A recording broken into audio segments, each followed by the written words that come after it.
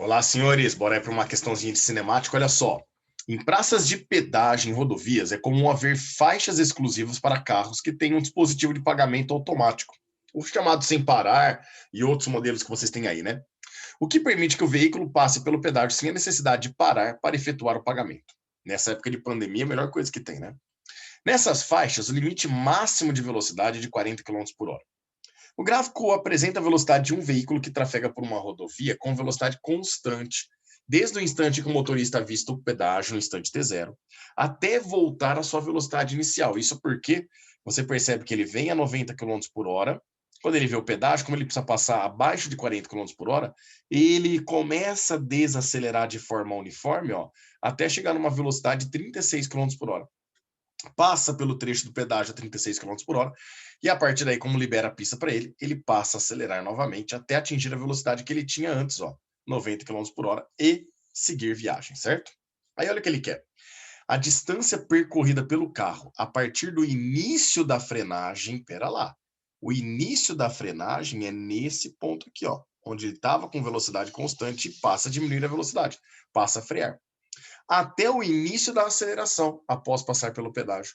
O início da aceleração para nós, senhores, é esse pontinho aqui, ó. Quando ele passa pelo pedágio, ele começa a acelerar, pois a via libera para ele poder percorrer.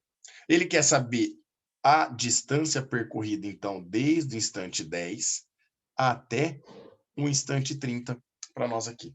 Bom, como eu tenho o gráfico da velocidade por tempo, e detalhe, aqui a velocidade está em quilômetros por hora, e aqui o tempo está em segundos, e ele quer a resposta em metros, então seria bacana que a gente trabalhasse em metros por segundo.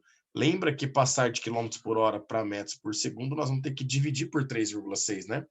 Isso significa que esse 90 quilômetros por hora dividido por 3,6 equivale a 25 metros por segundo.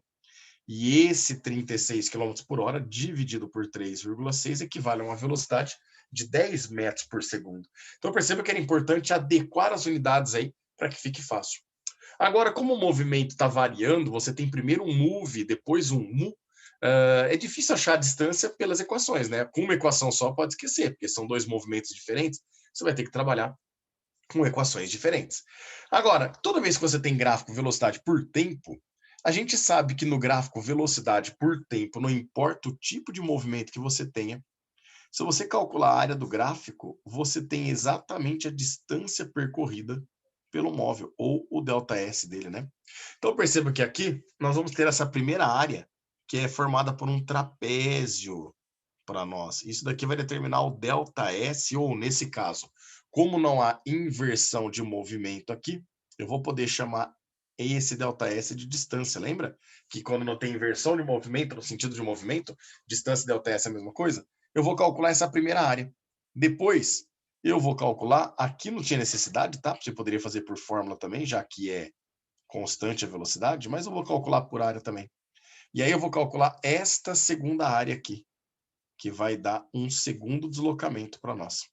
E, obviamente, que a distância total percorrida pelo corpo, nós sabemos que é somar a primeira distância com a segunda. Então, aqui, ó, a distância total que ele quer vai ser a soma da distância do primeiro trecho, da primeira área, com a distância do segundo trecho, que é a segunda área para nós. Belezinha? O primeiro eu vou ter que fazer por área de gráfico aqui. O primeiro é um trapézio. Então vamos lembrar, trapézio, área de trapézio, né, é base maior, que nesse caso é esse carinha aqui, ó, mais base menor, que é esse segundo aqui, são sempre os lados paralelos entre si, que são as bases, tá? Vezes a altura. A altura é a distância entre as bases dividido por 2. Perceba que em metros por segundo a base maior vai de 0 a 25. Então vamos colocar aqui, ó, base maior, que é 25, mais a base menor, que vai de 0 a 10. Então vale 10. Vezes a altura. A altura é a distância entre as duas bases, que é de 10 a 20, portanto, essa altura vale 10 também. Tudo isso dividido por 2.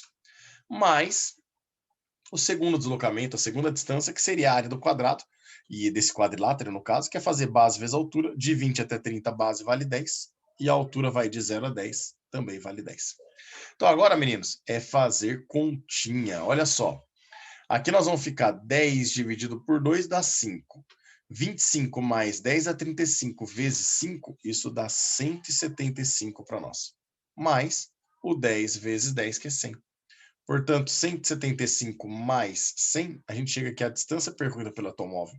Nesse referido intervalo de tempo que o exercício sugere para nós, seria uma distância total de 275 metros, o que garante para nós aí como correta a nossa alternativa D. Fechou, meninos? Grande abraço a todos e até a próxima.